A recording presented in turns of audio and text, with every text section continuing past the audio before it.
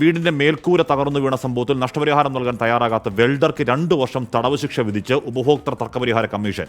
വയനാട് അമ്പലവയലിലാണ് സംഭവം. സമീർ ബിൻ കരീം വിവരങ്ങൾ വെച്ചിരുന്നു. സമീർ, അത് ഗംഭീരമായി.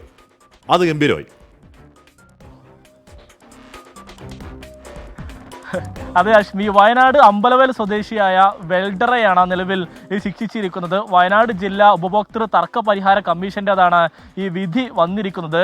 2021 കേസിന് ആസ്പദമായ സംഭവം നടക്കുന്നത്. അമ്പലവയൽ സ്വദേശിയായ ഒരാളുടെ വീടിൻ്റെ മേൽക്കൂര തകർന്ന് വീണ്, അതായത് നിർമ്മിച്ച് ഒരാഴ്ചക്കകം തന്നെ വീടിൻ്റെ മേൽക്കൂര തകർന്ന് വീണ് ഈ വാട്ടർ ടാങ്ക് ഉൾപ്പെടെയുള്ളവ തകരുകയായിരുന്നു.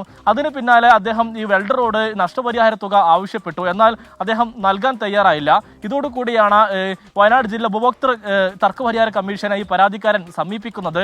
അങ്ങനെ ഈ കമ്മീഷൻ നിരവധി തവണ ഈ വെൽഡർക്ക് നഷ്ടപരിഹാര തുക നൽകാൻ വേണ്ടി അവസരം നൽകി. 5 ലക്ഷം രൂപയാണ് ഈ വെൽഡർക്ക് നൽകണമെന്ന് കമ്മീഷൻ പറഞ്ഞിരുന്നത്. എന്നാൽ ഒരു തരത്തിലും ഇദ്ദേഹം നൽകാൻ അവസ്ഥ ഉണ്ടായ സമയത്താണ് ഈ വാറന്റ് പുറപ്പെടുവിച്ചുകൊണ്ട് അമ്പലവയൽ പോലീസ് മുഖേന ഈ വെൽഡറെ അറസ്റ്റ് ചെയ്യിപ്പിച്ചത്. അതിന് പിന്നാലെയാണ് ഇപ്പോൾ വിധി വന്നിരിക്കുന്നത്.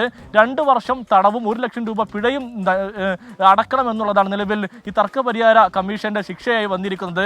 ഈ തടവ് ശിക്ഷ അനുഭവിക്കാൻ, അല്ലെങ്കിൽ ഈ നഷ്ടപരിഹാര തുക ഈ പിഴത്തുക നൽകാൻ തയ്യാറായില്ലെങ്കിൽ അധിക തടവ് അനുഭവിക്കണമെന്നുള്ളതാണ് നിലവിൽ ഈ കോടതി നിർദ്ദേശിച്ചിരിക്കുന്നത്. ഏറ്റവും പ്രധാനപ്പെട്ട കാര്യം, ഇത്തരത്തിൽ നഷ്ടമുണ്ടാക്കി കഴിഞ്ഞാൽ നഷ്ടപരിഹാര തുക അതിവേഗത്തിൽ നൽകുക എന്ന് തന്നെയാണ് ഏറ്റവും പ്രധാനപ്പെട്ട കാര്യം. അല്ലെങ്കിൽ ഇത്തരത്തിലുള്ള ശിക്ഷാവിധി ഉൾപ്പെടെയുള്ളവ നേരിടേണ്ടി വരുമെന്നുള്ളതാണ് നൽകാനുള്ള സന്ദേശം. ഹാഷ്മി.